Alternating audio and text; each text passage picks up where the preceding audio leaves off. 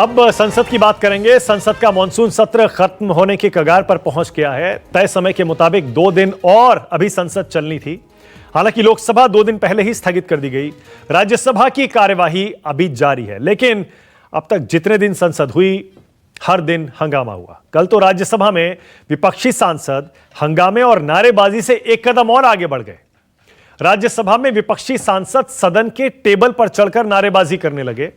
विपक्षी सांसदों की हरकतों का अंदाजा इसी बात से लगा सकते हैं आप कि आज जब संसद की कार्यवाही शुरू हुई तो वेंकैया नायडू सभापति बोलते बोलते रोने लगे। कल के हंगामे का जिक्र करते हुए वेंकैया नायडू बोले, भावुक हो गए और कहा, मैं रात भर सो नहीं पाया। बोले, कल जो हुआ लोकतंत्र के लिए शर्मनाक है। उन्होंने कहा, कल सदन में जो हुआ उससे वो बेहद दुखी हैं। विपक्षी सांसदों के इस रवैये को लेकर उन्होंने कहा वो पूरी रात सो नहीं पाए। जरा देखिए पहले कैसे वेंकैया नायडू भावुक हो गए। Sacredness was destroyed yesterday when some members sat on the table, some others climbed on the table of the house. I have no words to convey my anguish and to condemn such acts as I spent a sleepless night.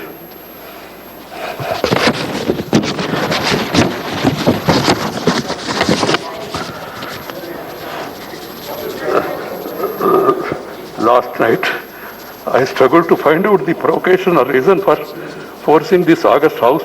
You can't force the government to do this or not to do this. दरअसल कल कई बार विपक्षी सांसदों ने राज्यसभा में जमकर हंगामा किया था। बार बार सदन स्थगित होता रहा। कल 2 बजे के बाद जब कार्यवाही शुरू हुई तो विपक्षी सांसद हंगामे से एक कदम आगे बढ़ गए।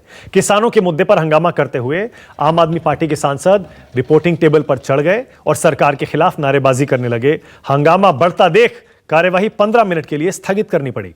इसके बाद जब कार्यवाही शुरू हुई तो कांग्रेस सांसद प्रताप सिंह बाजवा, ये देखिए जरा तस्वीरें भी आपको दिखा रहे हैं, टेबल पर चढ़ गए और जो फाइल थी उसे उठाकर उन्होंने सभापति की कुर्सी की तरफ फेंक दिया।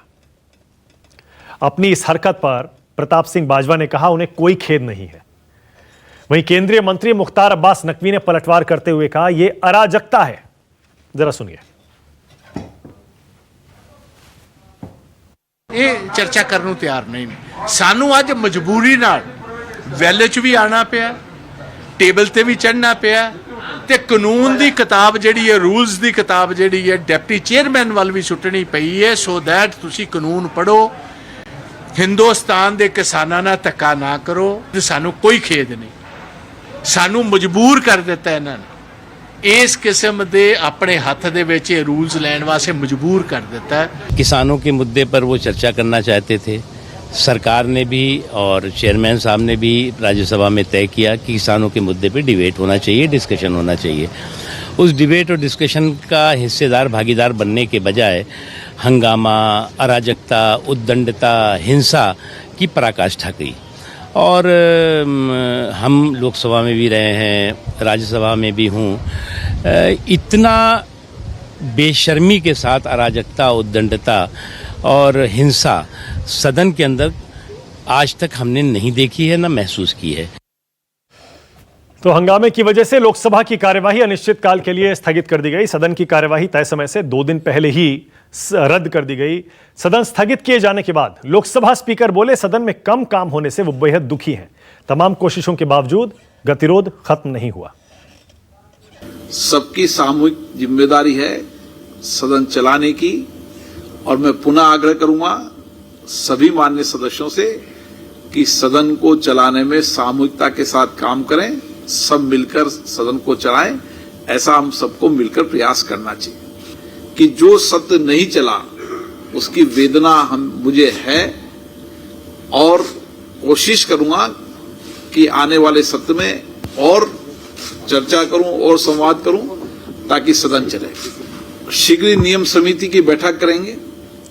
उस नियम समिति में कोशिश करेंगे कि सब दलों की सहमति हो और सदन चलाने के लिए क्या क्या नियमों में परिवर्तन हो सकता है और नियमों की कठोरता से कैसे पालना हो, इसके लिए सभी दलों से बात करेंगे। और भविष्य के अंदर सदन चले इसके लिए और दलों से संवाद करेंगे, चर्चा करेंगे, ताकि सदन चले भी सही और उत्पादकता भी अधिक रहे।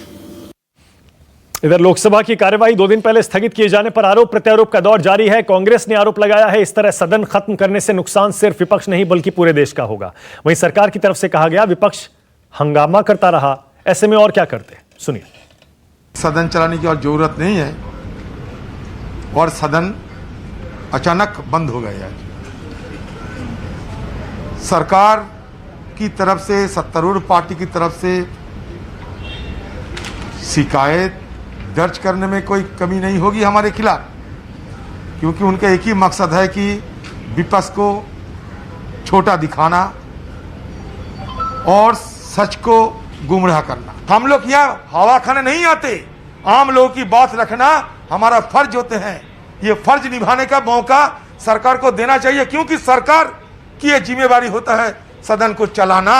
सरकार पार्लियामेंट की कामकाज चलाने में ये सरकार को कभी दिलचस्पी नहीं रहे। जो पार्टी अपना 2 वर्ष तक अध्यक्ष न चुन पाए, जिस पार्टी के सांसद अपनी ही सरकार के बिल फाड़ दें, जो पार्टी सदन ना चलने दे, जो सड़क पर भी कोई करने से शर्म महसूस करे वैसा काम सदन में करे, तो आप समझ सकते हैं कि लोकतंत्र को कितना शर्मसार करने का काम किया जा रहा है।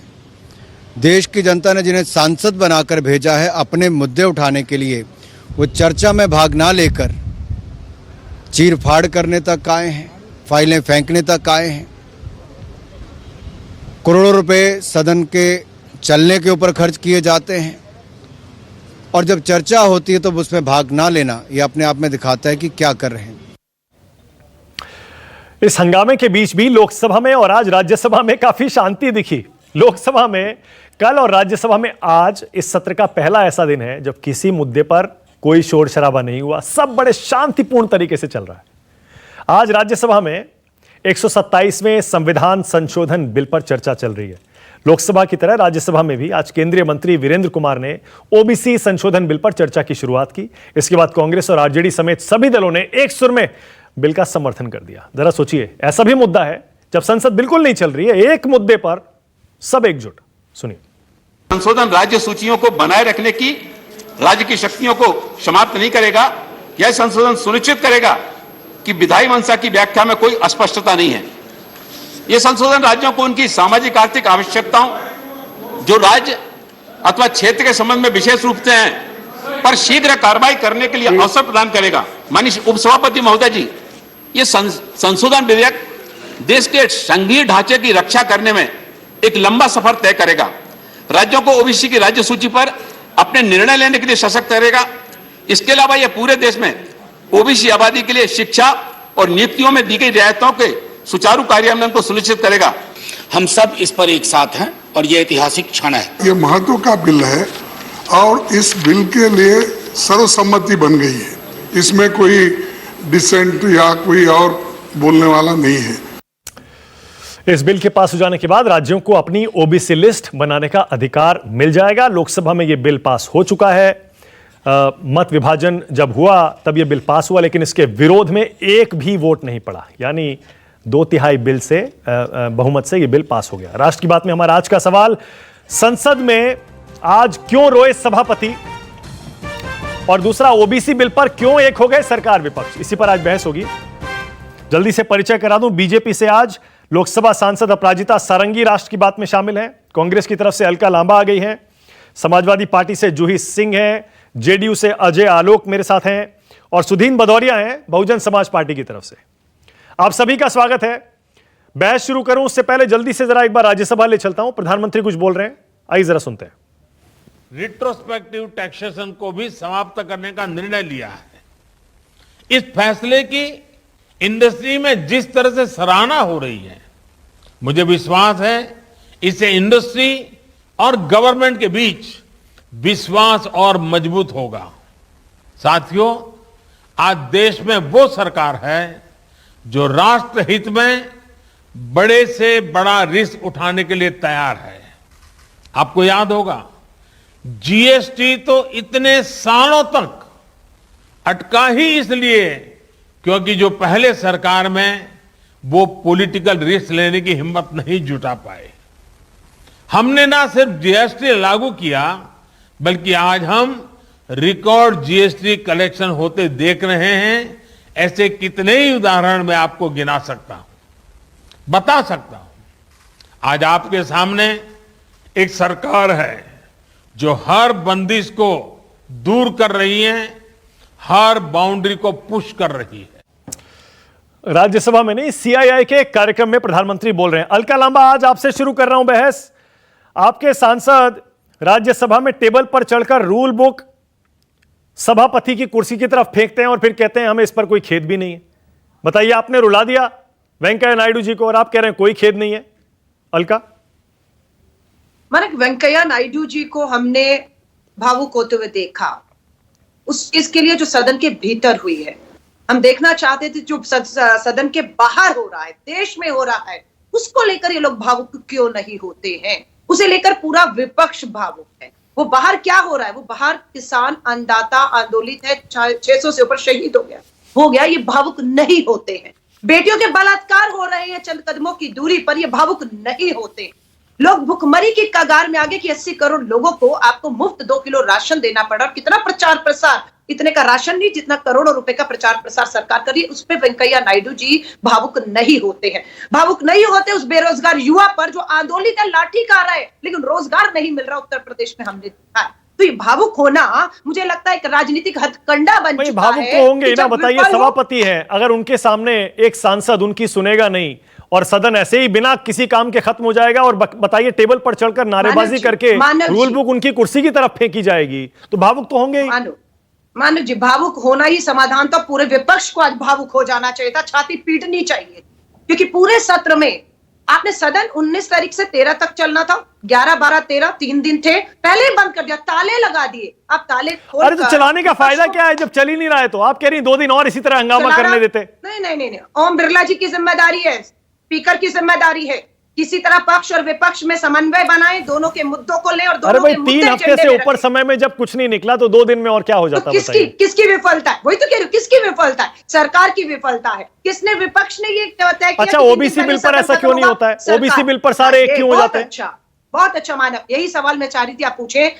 ऐसे बिल जिसपे कोई विवाद ही नहीं, जिसमें पक्ष विपक्ष साथ है, बिल्कुल पहले दिन वही लाने चाहिए थे, उस पर चर्चा होती और पास होता, एक माहौल भी बनता, एक विश्वास कायम होता। लेकिन ये वो काम पहले उन्होंने खुद ही नहीं किया। ये बिल लाने का काम सरकार का होता है, ये सरकार लाई है। ये सरकार ने तय किया था कि इस बिल को हम अंत में लाएंगे और उस समय लाएंगे जब 3 दिन सदन भी हम पहले खत्म कर देंगे। जनता की इतनी चिंता है तो जनता को इंतजार था, सत्र होगा, इसमें जनता के मुद्दे पर चर्चा होगी और विपक्ष जनता के मुद्दे रखता है। क्या किसानों के मुद्दे पर इस सरकार ने चर्चा की? नहीं। कौन चाहता था? विपक्ष चाहता था, राहुल गांधी जी चाहते थे। नहीं, आप कह रहे थे पहले जासूसी कांड पर चर्चा कीजिए, सरकार तो कह रही थी हम किसान पर, कोरोना पर, महंगाई पर चर्चा को तैयार है। नहीं, एक सेकंड, हमारे मुद्दे पे दोबारा कह रही हूं, गुमराह ना आप हो ना अपने दर्शकों को करें। बिल्कुल पेगासस जासूसी, देश की सुरक्षा से जुड़ा मुद्दा सर्वोपरि था। नंबर 1 किसानों का, महंगाई का, पेट्रोल डीजल के दाम। राहुल गांधी जी जब ट्रैक्टर लेकर निकले तो उसमें डीजल डलता है, तो महंगाई की तरफ इशारा था। जब वो जंतर मंतर पूरे विपक्ष को लेकर जाते हैं तो किसानी की तरफ आप तो इस मांग पर अड़े थे ना कि पहले जासूसी पर बहस करिए, उसके बाद बाकी मुद्दे आएंगे।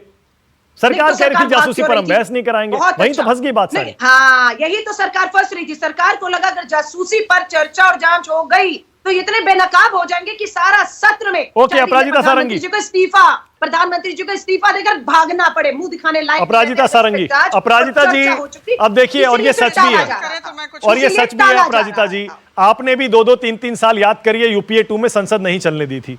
ऐसे में अगर अब विपक्ष नहीं चलने दे रहा है तो कैसे आप दोष दीजिएगा विपक्ष को? तब आप कहते थे सरकार की जिम्मेदारी है सत्र चलाने की, संसद चलाने की, और यही अब आप विपक्ष से सुनिए। सुषमा स्वराज जी, जेटली जी के भाषण जरूर सुना दीजिएगा। आप सबको मेरा नमस्कार। आज कांग्रेस की प्रवक्ता को सुनने के बाद मैं पूरे आत्मविश्वास के साथ कह सकती हूं कि कांग्रेस का कोई भविष्य नहीं है, कांग्रेस का कुछ नहीं हो सकता है। देश की चिंता करिए, चिंताधारा की वजह से पूरे देश ने नकार दिया है और नकारते ही रहेंगे।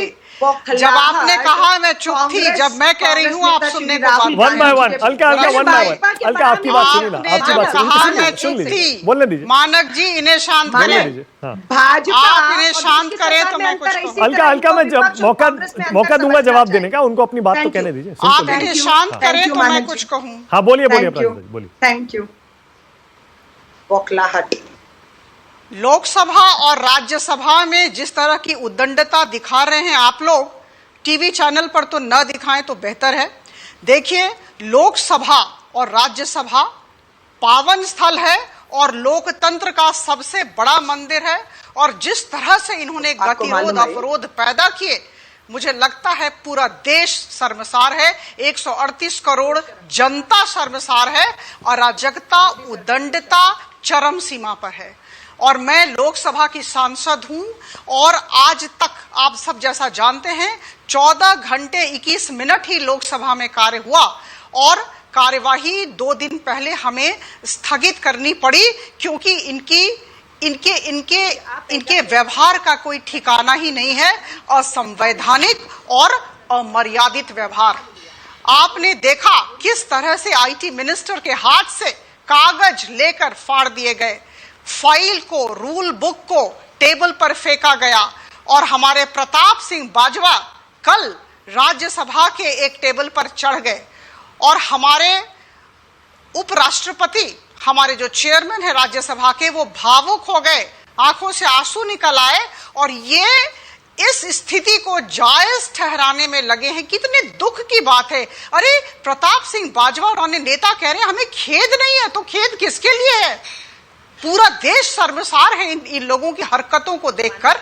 और हम जितने भी प्रतिनिधि हैं, ये किस तरह से आए, लोगों ने चुना है, और मैं भी एक प्रतिनिधि हूं। और मानद जी, मैं कह दूं, भुवनेश्वर की किसी भी समस्या का उपस्थापन मैं नहीं कर पाई इनकी हठ धर्मिता की वजह से। तो जहां तक सरकार की बात है, मैं आपको कह दूं कि हम हमेशा से जन केंद्रित मुद्दों पर चर्चा चाहते थे, हम आलोचना चाहते थे, हम वाद विवाद चाहते थे हर बार। और मैं आपको कह दूं, परसों की बात में जब लोकसभा में बैठी थी, हमारे minister parliamentary affairs Shri Prahlad Joshi ji ने, आप विश्वास नहीं करेंगे, वो दृश्य मेरी आंखों के सामने है, हाथ जोड़कर विपक्षी दलों को कहा कि आप शांत हो जाइए, हम चर्चा के लिए तैयार हैं। और यही बात हम लगातार कहते आ रहे हैं। अरे कोरोना पर चर्चा कीजिए, किसानों पर चर्चा कीजिए, किसने मना किया? आप बढ़ती हुई कीमत पर चर्चा कीजिए, जो बिजनेस एडवाइजरी कमेटी मीटिंग में 20 जुलाई को स्थिर की गई थी। इन तीनों बातों को स्थिर किया गया था, इन तीनों मुद्दों को स्थिर किया गया था, लेकिन न इनके पास तथ्य है, न तर्क है, न प्रमाण है, और न ही हिम्मत है, और इसलिए हंगामा करते हैं। देखिए, मैं आप सबको बता दूं, जहां तक आपने जो प्रश्न किया, मैं उसका उत्तर देना चाहती हूं। जब हम ऑपोजिशन में थे, हम विपक्ष में थे, मैं नहीं कहती हूं कि हमने विरोध नहीं किया, लेकिन विरोध की भी मर्यादा होती है। एक दूसरी बात, हमने अपना कर्तव्य जिस तरह से संपादित करना था वैसे किया, दायित्वपूर्ण व्यवहार किया, और इसीलिए 1980 के दशक में लोकसभा में 3 सांसद थे और आज 303 सांसद हैं। अगर हम अच्छे ढंग से अपनी भूमिका निर्वाह किए नहीं होते, तो आज कांग्रेस की तरह दर बदर हमें भटकना पड़ता। और देखिए, मैं आपको बता दूं, मैं समझ गया, मैं समझ गया, हाँ, द नेशन इज वॉचिंग, मैं समझ गया आपका इशारा यही है कि जनता सब देख रही है, और संसद में जो विपक्ष कर रहा है उसकी सजा देगी जनता। ठीक है, मैं समझ गया। सुधींद्र भदौरिया साहब, मैं, क्योंकि जाहिर है आपकी पार्टी बहुजन समाज की बात करती है, और हाल में बहन मायावती ने ट्विटर पर यहां तक लिखा कि जो ओबीसी वर्ग है वो तो बहुजन समाज का एक अटूट हिस्सा है। वो अलग बात है कि पहले सिर्फ दलितों की बात करते थे। भदौरिया साहब, ऐसी क्या वजह है कि सदन में, लोकसभा में जब ओबीसी बिल पास हुआ, एक सांसद ने उसके खिलाफ विरोध नहीं किया, जरा सा भी हंगामा नहीं हुआ, सब एक हो गए उस पर, और राज्यसभा में भी सब बढ़िया चल रहा है। ओबीसी पर सब एकजुट कैसे हो गए भदौरिया साहब?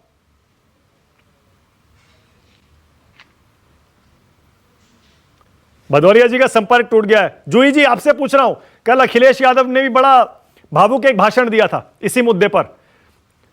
जूही जी, क्या वजह है कि अचानक, क्योंकि चुनाव आ रहे हैं इसीलिए ना, ओबीसी के मुद्दे पर अचानक इसीलिए सब एकजुट हो गए ना? अजय आलोक, जूही जी और सुधींद्र भदौरिया का संपर्क टूट गया है, टेक्निकल फॉल्ट है, ठीक करवा रहा हूं उसे। अजय आलोक, आपको क्या लग रहा है, ऐसा क्या हुआ कि एक इस बिल पर, ओबीसी बिल पर सब एक हो गए?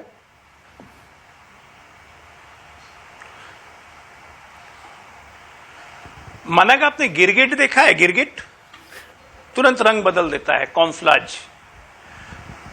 तो प्रधानमंत्री जी ने पूरे के पूरे विपक्ष को साबित कर दिया कि वो लोग गिरगिट की तरह रंग बदलने में माहिर हैं। आप ये देखिए कि पूरे सदन में 19 तारीख से लेके आज तक ना महंगाई पे चर्चा, ना कोरोना पे चर्चा, ना बढ़ती हुई तेल की कीमतों पे चर्चा, ना किसानों पे चर्चा, कोई चर्चा नहीं। पेगासस जी, पेगासस पेगासस पेगासस। पेगासस कल मर गया था क्या? परसों मर गया था क्या? कहां गया पेगासस? क्यों ओबीसी बिल पे आ गए? जानते हैं क्यों? क्योंकि ये गिरगिट हैं।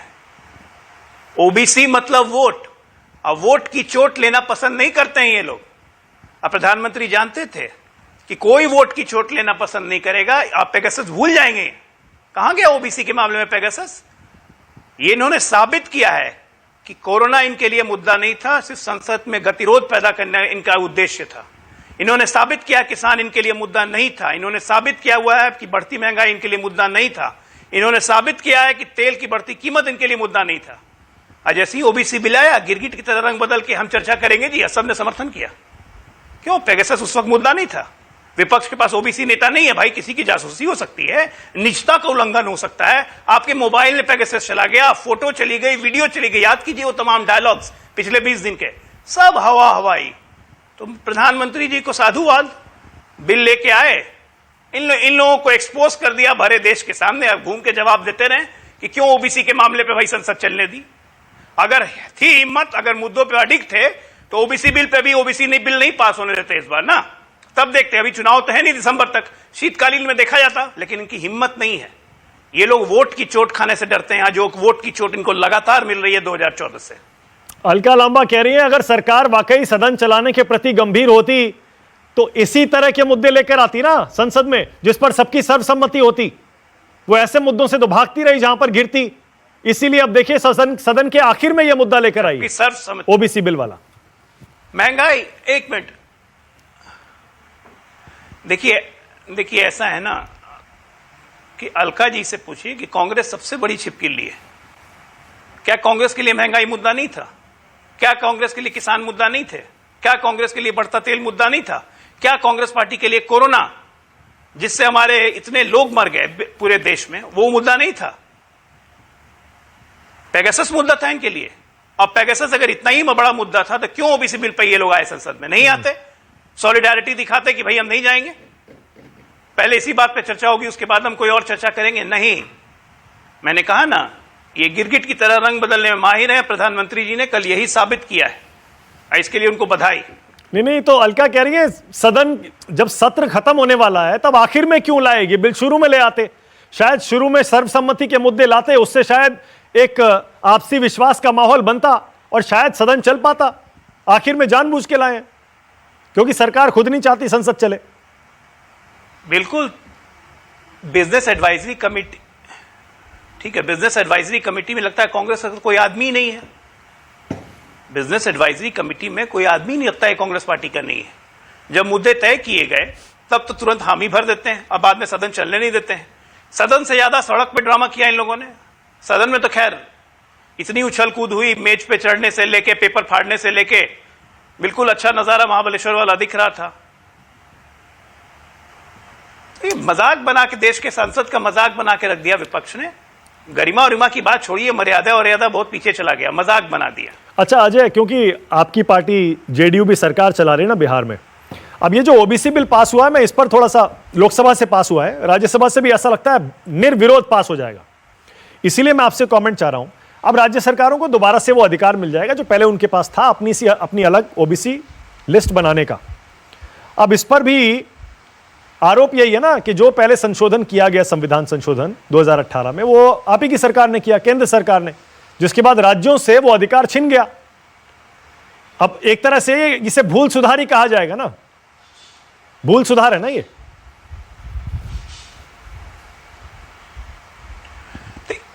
देखिए, ये भूल सुधार नहीं है, ये एक के बाद एक कदम है जो कहीं ना कहीं समाज को सशक्तिकरण देने वाला है।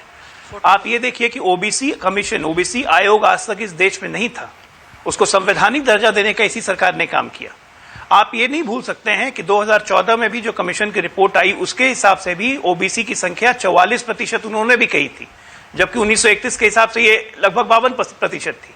हम जो जातीय जनगणना की साथ में मांग कर रहे हैं वो इसीलिए कर रहे हैं ताकि एग्जैक्ट ओबीसी की संख्या, अति पिछड़ों की संख्या और उसमें एनेक्सर 1, एनेक्सर 2 रोहिणी आयोग की कमीशन को हम लागू कैसे कर सकते हैं, इसकी सहूलियत मिलेगी। हमारी मांग इसीलिए है। और केंद्र सरकार हो चाहे राज्य सरकार हो, दोनों का सशक्त प्रयास यही है कि आरक्षण का लाभ हर उस तबके को मिले जो आज तक अछूता है। आप ये बताइए मानक जी, 1931 में जातीय जनगणना लास्ट हुई थी। 1943 में मेरा ही एग्जाम्पल लीजिए, मेरे समाज का लीजिए, मैं कायस्थ जाति से आता हूं। मेरे समाज का प्रतिनिधित्व सरकारी नौकरी में 35% था। आज 2021 में 90 साल के बाद मेरे समाज का प्रतिनिधित्व 1% भी नहीं है। तो सामाजिक संरचना तो हमारी भी बदली। तो 90 साल से जो आरक्षण का फायदा उठा रहे हैं उनकी सामाजिक संरचना कितनी बदली, ये क्या जानने का अधिकार सरकारों को नहीं है। टेक्निकल फॉल्ट की वजह से अलका लांबा, जूही सिंह, सुधीन भदौरिया, उनका संपर्क मेरे साथ टूट गया था। अलका लांबा और जूही सिंह अब जुड़ चुकी हैं। जूही जी, आपके पास आ रहा हूं। जूही जी, अजय आलोक कह रहे हैं देखिए चुनाव आने वाले हैं ना, इसीलिए चुनाव की वजह से अचानक आपके नेता संसद में देखिए भाषण देने लगे ओबीसी बिल पर, फिर सदन में कोई हंगामा नहीं किया, फिर सारे मुद्दे भूल गए, क्योंकि ओबीसी से वोट मिलता है, इसीलिए अब सारे मुद्दे भूल गए, जासूसी भी भूल गए, किसान भी भूल गए, ओबीसी पर एकजुट हो गए। जूही जी, देखिए अजय आलोक जी को मैं बहुत सीरियसली लेती नहीं हूँ। जिस व्यक्ति की भाषा इतनी निम्न स्तर की हो कि वो विपक्ष को गिरगिट बोले, तो उसकी भाषा का क्या जवाब देना। जहां तक ओबीसी का मुद्दा है, हमने समर्थन किया है, साथ ही हमने सरकार से भी कहा है कि जातिगत गणना, एक जनगणना हो चुकी है, उसके आंकड़े सार्वजनिक करें, क्योंकि ये बात सही है कि हर जाति को ये जानने का अधिकार है कि उसकी संख्या कितनी है। चुनाव से जुड़ा ये मुद्दा हमारे लिए कभी नहीं था। अगर आप समाजवादी पार्टी की बात करें, समाजवादी विचारधारा की बात करें, तो हमने हमेशा कहा है कि पिछड़ों की भागीदारी 60% होनी चाहिए। ये तो हमारा पुराना नारा है और इसी पर हमने काम किया है। जहां तक सांसद अपराजिता सारंगी जी की बात है, आज लोकतंत्र की मर्यादा, लोकतंत्र के मंदिर के बारे में बात कर रही थी। इसी पैनल पर आपने कहा था ना कि संसद की स्थायी समितियों की कोई आवश्यकता नहीं है, और आप अपने ट्विटर अकाउंट पे अपने आप को शुभकामनाएं देती है कि मैं संसद की स्थायी कमेटी की एक सदस्य हो गई। तो मैडम एक ही बात करिए ना, ये विरोधाभास कैसा। अच्छी बातें हम लोग सब कर सकते हैं, लेकिन आप विपक्ष को अगर मजबूर करेंगे, आप अगर विपक्ष को उस बातों पे बात नहीं करने देंगे जो उनके, लेकिन आपने जवाब नहीं, जूही जी आपने जवाब नहीं दिया, आपने जवाब नहीं दिया जी। मैं आपकी बात का जवाब दूंगी मानक। अच्छा ठीक है, मैं आपसे पूछ रहा हूँ। ओके, मैं आज राष्ट्र की बात में मेरा दूसरा सवाल यही है, अब जब सत्र एकदम खत्म होने को आ गया, सारे मुद्दों पर आपने संसद नहीं चलने दी, खासतौर से जासूसी कांड के मुद्दे पर जी। अब अजय आलोक और बाकी बीजेपी के लोग यही कह रहे हैं, अब क्या हो गया जासूसी कांड को, ओबीसी बिल पर आप कैसे साथ आ गए, बताइए। जासूसी कांड पे हम अभी भी कायम है, हम अभी भी चर्चा चाहते हैं। बार बार हमने यही प्रयत्न किया, बार बार हमने यही कहा कि संसद की समिति में भी क्यों केंद्र सरकार अपने नुमाइंदों को नहीं जाने दे रही है। ओबीसी एक ऐसा मुद्दा है जिनके आरक्षण के लिए हम शुरू से खड़े हैं। हम इस बिल के मतलब ओबीसी बिल जो है वो जासूसी से, कोरोना से, किसान से, महंगाई से सबसे बड़ा मुद्दा हो गया ना, इसीलिए उस पर सब एक हो गए और बाकी मुद्दों पर हंगामा है। मानक जी, महंगाई, किसान, सब पर तो चर्चा हम कर ही रहे हैं और कर ही रहे थे। कहाँ चर्चा हो रही है, कहाँ चर्चा हो रही है मानक जी? जिस तरह से जो कृषि विधेयक पास कराए गए, उस पर क्या केंद्र सरकार, बेशर्मी का शब्द यहाँ इस्तेमाल किया गया है, इतनी बेशर्मी से केंद्र सरकार ऑर्डिनेंस लाती है जी, और उसके बाद डिस्कस भी नहीं करती है और कहती है कि हम उन्हीं बिलों पर कायम रहेंगे, किसान से चर्चा भी नहीं करेंगे। तो ऐसी बेशर्म सरकार क्या सरकार। सुधीन भदौरिया जी, अचानक ये ओबीसी के लिए सब तरफ से मांग क्यों उठने लगी? मैं आपकी बहन जी, मतलब आपकी नेता बहन जी बहन मायावती जी का वो ट्वीट भी याद दिला रहा हूं। अभी 2-3 दिन पहले उन्होंने ट्वीट किया कि ओबीसी जो है वो तो बहुजन समाज का अटूट हिस्सा है। ये अचानक सब ओबीसी पर एक कैसे हो गए? देखिए, मैं आपको थोड़ा इसकी ऐतिहासिक पृष्ठभूमि में ले जाना चाहूंगा और आपको ये भी याद दिलाना चाहूंगा, जब मंडल आयोग की सिफारिशों को कानून बनना था, विश्वनाथ प्रताप सिंह जी इस देश के प्रधानमंत्री थे। उस समय मान्यवर काशीराम जी और सुश्री बहन मायावती जी ने बसपा के माध्यम से दबाव बनाया और ये कानून बना। उस समय से लेके आज तक, और पहले भी परम पूज्य बाबा साहब भीमराव अंबेडकर के समय से आज तक हम लोग दलित पिछड़े लोगों के अधिकारों के लिए लड़ते रहे हैं और हम इस तरह के कानूनी प्रावधान चाहते हैं, चाहे वो संसद के द्वारा पास हो या अन्य संस्थानों के द्वारा पास हो। हम उनकी भागीदारी, हिस्सेदारी चाहते हैं जिससे समता मूलक समाज बन सके। इसीलिए इस संसद के अंदर जब ये बिल आना था तो सुश्री बहन मायावती जी ने पहले से ही इस बात को सार्वजनिक रूप से कह दिया था कि अगर इस प्रकार का कोई बिल आएगा हम उसका स्वागत करेंगे और पास करेंगे, और दबाव बनाया, और हमें खुशी है कि ये बिल पास हुआ है और इससे लोगों को, पिछड़े लोगों को लाभ मिलेगा। हम चाहते हैं कि वहाँ राज्यों की सरकार उसको जमीन पर भी उतारे, ये केवल रस्म अदायगी का काम ना हो। और हम तो चाहते हैं आगे चलकर जो प्राइवेट सेक्टर है उसके लिए भी इस प्रकार के कानून बने कि ये, क्योंकि सरकारी नौकरियां सिकुड़ रही हैं, अब ये कम होती चली जा रही हैं, इसलिए हम चाहते हैं कि इस प्रकार का एक व्यापक समाज के अंदर इस प्रकार के नियम और कायदे बने जिससे समतामूलक समाज बने, और साथ में ऐसे वर्ग और ऐसे समूह जो अभी जिनको इस विकास का लाभ नहीं मिला है उनको भी भागीदारी करने का मौका मिला। जहां तक आपका दूसरा प्रश्न था कि इस संसद के अंदर आपने ये भी कहा कि कुछ लोगों ने चलने नहीं दिया, इस प्रकार की परंपरा तो आपको याद होगा लोकसभा में जब सुषमा स्वराज जी लीडर थी, उन्होंने भी कहा था कि ये जिम्मेदारी सरकार की है।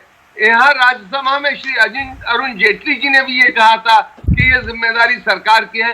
तो सरकार के मंत्री और जो स्पीकर महोदय हैं, इन लोगों को चाहिए कि विपक्ष के साथ बैठें, रास्ता निकालें और इससे कोई हम जो तमाम समय बर्बाद होता वो न होने दें। ठीक है, ओके। अपराजिता सारंगी, उसके बाद आ रहा हूं अलका लांबा। अपराजिता सारंगी, देखिए सीधे कोरी राजनीति है ना, ये तो कोरी राजनीति है। सदन के अंदर आपने कहा जनता देख रही है विपक्ष कैसा बर्ताव कर रहा है। विपक्ष ने अपनी अलग रणनीति बनाई है, सदन के अंदर जो मुद्दे उठा रही है वो अलग हंगामे के जरिए, और बाहर आपको घेर रही है वो अलग। किसान संसद चल रही है, राहुल गांधी कभी साइकिल पर जाते हैं, ट्रैक्टर पर जाते हैं, फिर किसान संसद में सारे विपक्षी नेता पहुंच रहे हैं। ऐसा तो नहीं इस राजनीतिक यानी परसेप्शन की लड़ाई में, क्योंकि अब सत्र खत्म हो गया है, अब ये सवाल पूछना पड़ेगा सरकार को इस सत्र से क्या मिला जनता की नजरों में, और विपक्ष को क्या मिला।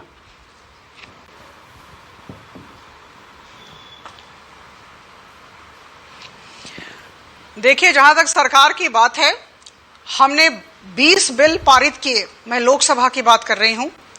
बड़ी इच्छा थी हम सब की, हम सब जो भारतीय जनता पार्टी के अंग हैं और केंद्र सरकार के अंग हैं, हर एक बिल पर चर्चा होती। हम चाहते थे मंतव्य आए, हम चाहते थे सबकी जो मन में है इच्छा वो टेबल पर आए और सारी बातें ठीक से हो, आलोचना हो, वाद विवाद हो, लेकिन ऐसा हुआ नहीं। 20 बिल पारित हुए।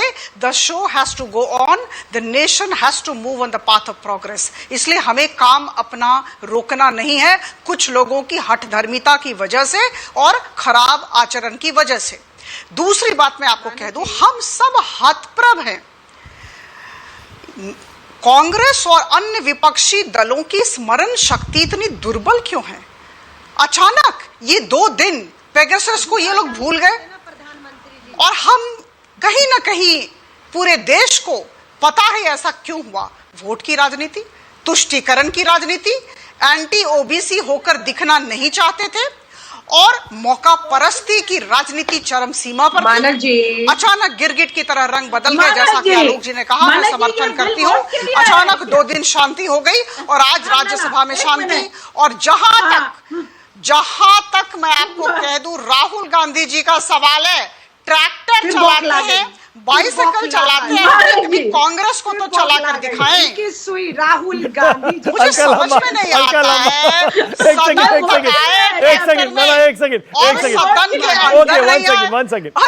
आलोचना, अच्छा अब रुकिए ना, अपराजिता जी एक सेकंड रुकिए, अब एक सेकंड रुकिए। देखिए, अजय आलोक ने जब गिरगिट शब्द का इस्तेमाल किया, अजय आलोक ने एक सेकंड, जूही जी एक सेकंड, अलका लांबा, अलका, अभी जब अजय आलोक ने गिरगिट शब्द का इस्तेमाल किया था जूही जी को पसंद नहीं आया था। अब अपराजिता जी ने भी बिल्कुल उसी शब्द का इस्तेमाल किया है, और अपराजिता तो संसद में बैठती हैं, अपराजिता जी संसद में बैठती हैं, और मुझे भी नहीं लगता कि गिरगिट असंसदीय शब्द है। गिरगिट एक रंग बदलने वाले को कहा जाता है। अलका, तो आपको अपराजिता जी और जेडीयू के अजय आलोक दोनों कह रहे हैं आप गिरगिट हैं, क्यों भूल गए बताइए ओबीसी के टाइम पे आप पेगासस जासूसी कांड? क्यों भूल गए? अजय जी का जवाब जूही जी ने दे दिया, इन्हें कोई गंभीरता से नहीं लेता। जब पैनल में महिलाएं बैठी हो, इन्हें ये भी नहीं पता किस तरह के सभ्य शब्दों का इस्तेमाल करना। इन्हें तो छोड़िए, ये तो अपने नेता नीतीश कुमार जी का भी सम्मान नहीं करते।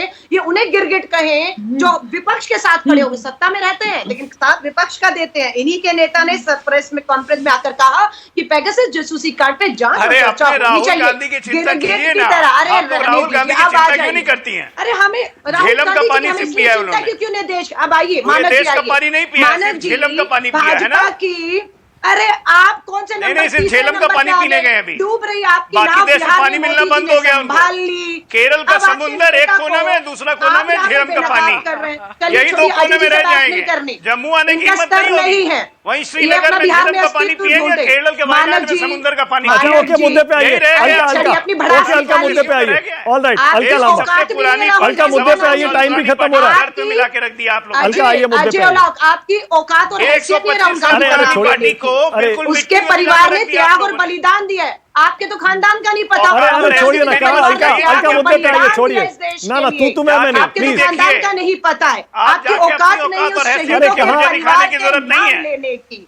अलका प्लीज, अलका ना, एक सेकंड, नहीं पार्टी के शाबाश, not this language please, Congress party शाबाश, दिस इज नेशनल मेरा खानदान खोलने का ठेका कांग्रेस पार्टी ने ले लिया। एक सेकंड, ऑडियो बंद करिए, ऑडियो बंद करिए। अलका मुद्दे पे आइए, सवाल बड़ा सीधा है। आप ओबीसी बिल के समय जासूसी कांड को कैसे भूल गए, इस पर बोलिए।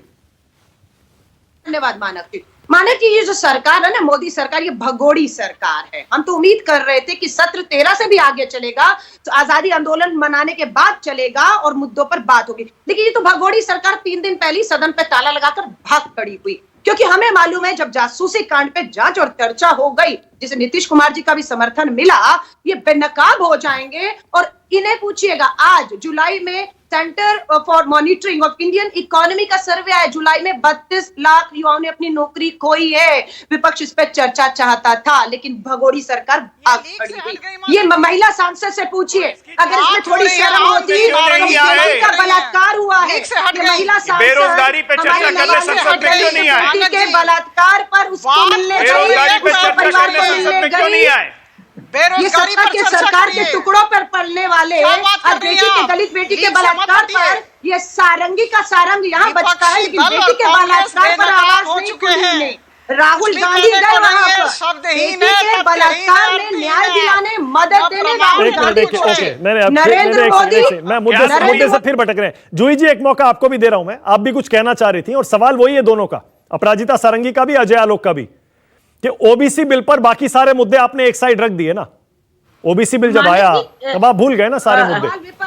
मानस जी, क्या भारतीय जनता पार्टी इस अहम बिल को इसलिए लाई कि वो वोट को अट्रैक्ट करना चाहती थी? ये पिछड़ों के अधिकार की बात है, इसमें ये कहना कि चुनाव नजदीक है, शर्म आनी चाहिए इनको। और अगर ये इस मोटिव से लाए तो इनको अपनी नीयत इनकी साफ हो गई, क्योंकि हमने तो कहा नहीं। बिल्कुल, हम अहम चीजों पर चर्चा चाहते थे। हम सरकार की जो जिम्मेदारी है वो सरकार की। ओके, मेरे पास टाइम खत्म हो गया। क्लोजिंग कमेंट सुनील भदौरिया साहब, क्लोजिंग कमेंट। इस बार ओबीसी किसको वोट देगा उत्तर प्रदेश के चुनाव में, भदौरिया साहब? देखिए, इस समय देश के अंदर जिस प्रकार से यहाँ पर कई महिला स्पोक्स पर्सन हैं, दिल्ली के अंदर भी बलात्कार हुआ, छोटी बच्ची का बलात्कार हुआ, दलित बच्ची का बलात्कार हुआ, उत्तर प्रदेश में हाथरस से लेके तमाम जिलों में इस प्रकार की खबरें रही हैं। इसलिए भारतीय जनता पार्टी आएगी और हम समझते हैं कि कानून व्यवस्था के अंदर बहन मायावती जी से कोई सर्वश्रेष्ठ नाम नहीं है। आम जनता की निगाह में तो जनता तय करेगी कौन प्रकार की सरकार उनको चाहिए। कानून व्यवस्था चाहिए, विकास चाहिए, तो बहुजन समाज पार्टी निस्संदेह पिछड़े वर्ग हो, सर्व समाज हो, सबके साथ वो खड़े हैं, इसलिए उनको चुनेगी। बिल्कुल, बहुत बढ़िया, मैं समझ गया भदौरिया साहब। बिल्कुल इसी जवाब की मैं उम्मीद कर रहा था। सुदीन भदौरिया इस पैनल में सबसे वरिष्ठ प्रवक्ताओं में से एक है, मंझे हुए प्रवक्ता है। सवाल मैंने पूछा ओबीसी किसको वोट देगा तो भदौरिया साहब ने कहा हम ओबीसी वाली पार्टी नहीं है हमें सबका वोट चाहिए, कानून व्यवस्था सबको असर करती है। बहुत शुक्रिया राष्ट्र की बात में आ जाने के लिए। अपराजिता सारंगी, अजय आलोक, अलका लांबा, जूही सिंह, सुदीन भदौरिया, बहुत शुक्रिया। नमस्कार, मैं हूं मानक गुप्ता। अगर आपको हमारा ये वीडियो पसंद आया हो तो इसे लाइक और शेयर जरूर करें, और हां, हमें सब्सक्राइब और फॉलो करना ना भूलें, ताकि आप देश और दुनिया की कोई खबर मिस ना करें। तो जुड़े रहिए हमारे साथ और देखते रहिए न्यूज़ 24।